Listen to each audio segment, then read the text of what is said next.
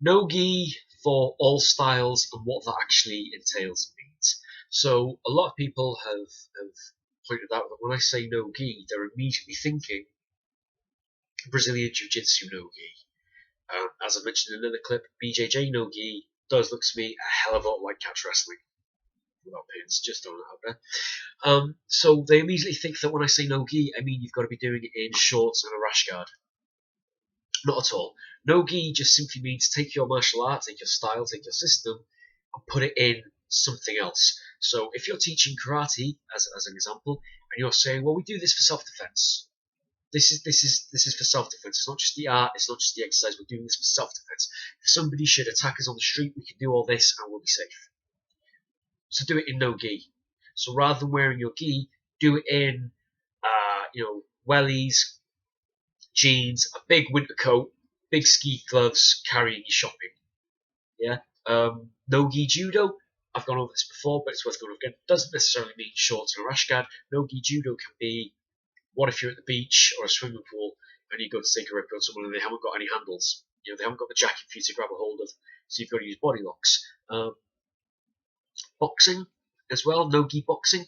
It doesn't just mean that you're not wearing your shorts and your gloves anymore, but let's look at it as if you're at, the WAC syllabus, weddings and christenings. So you've got a suit jacket on, you've got very little mobility in your shoulders, and you try and launch a punch up, or whatever.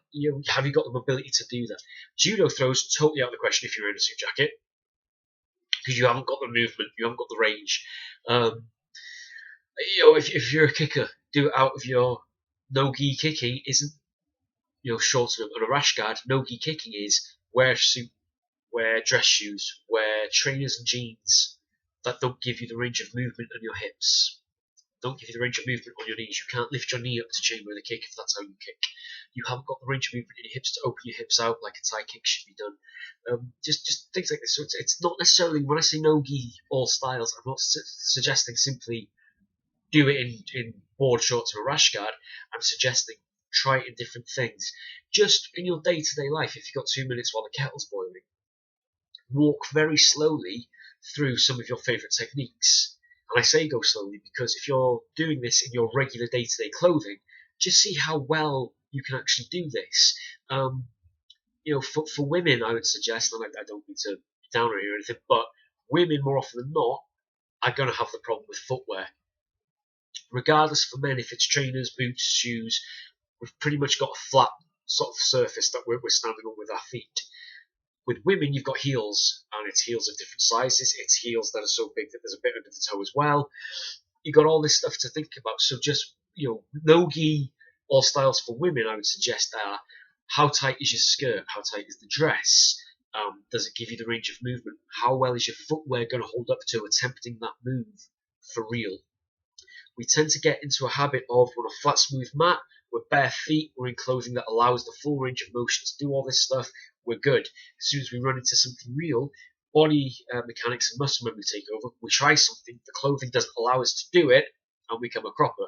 So these are all things to take into account with no gi. One of the big things that I would give the nod to Brazilian Jiu-Jitsu with is they've really popularized no gi training for grappling. What this has allowed us to do, as catch wrestling, freestyle, Greco-Roman would probably say, we did it first, it allows us to look at it and go, I haven't got the grips, I haven't got the handles anymore. I do much better in no-gi submission wrestling than I do with gi submission wrestling because there's not enough, as much as someone to hold on to with me. And that opens it up. So, okay, so I'm deadly at this, but then you realise, well, every time I fall back and get that armbar, I'm grabbing the sleeve to pull back. So as soon as you haven't got the sleeve, you've got to rely on your grip. It takes a different dynamic.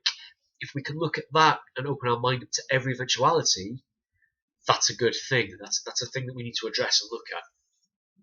Even with karate or taekwondo, look at it and say, how well can you move if you're in your regular clothing? How well can you move and how well can you kick in regular everyday clothing?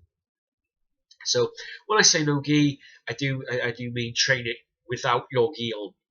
So yes, if you're doing it, train it with shorts and the rash guard. Also train it with your regular everyday outside clothing. Where do you work? If you work in an environment that requires you to have certain PPE, how well can you move around? You might have the quickest footwork of anybody in your karate class, but if you work in a factory that requires you to wear your big heavy composite boots, have you still got that mobility? Have you still got the quick footwork with those boots on? Just little things to take into account. I used to do a lawn care treatment job, and I had to have this massive backpack on that was weighed down with these liquid chemicals I had to spray on people's lawns. If it was full, you're okay. If it was empty, you're okay. If it was halfway, every time you moved, it would slosh, meaning you'd be going over, you'd be fighting for your balance if you moved too quickly. So with that thing on, you're not going to have the mobility. Trying to throw somebody with that thing on is completely out of question because it blocks you. It's like being a Ninja Turtle with a shell. You're not really going to be able to get in to do stuff. So that again was a no-gi application. Look at what your day-to-day life is when you're not wearing the gi. If you train all the time wearing the gi, those techniques are going to work best when you're wearing the gi. If the other person isn't wearing a gi, and if you're not wearing the gi, how will those techniques apply? So that's all I mean by no gi for all styles. Please do give it a go, have a look at it. Let me know how you get on with it. Let me know if you've already done it, how you got on with it. It's supposed to be interactive, this channel. I'm supposed to be getting feedback from you guys and giving you guys answers to questions you ask. If I don't know the answers to the question, I will ask the people who taught me. It's very simple. That's how the internet is supposed to work. That's what we're doing with it. So, again, let me know how you get on. Pop everything you've got to say in the comment box. I will reply to it. Train hard, train smart, stay safe.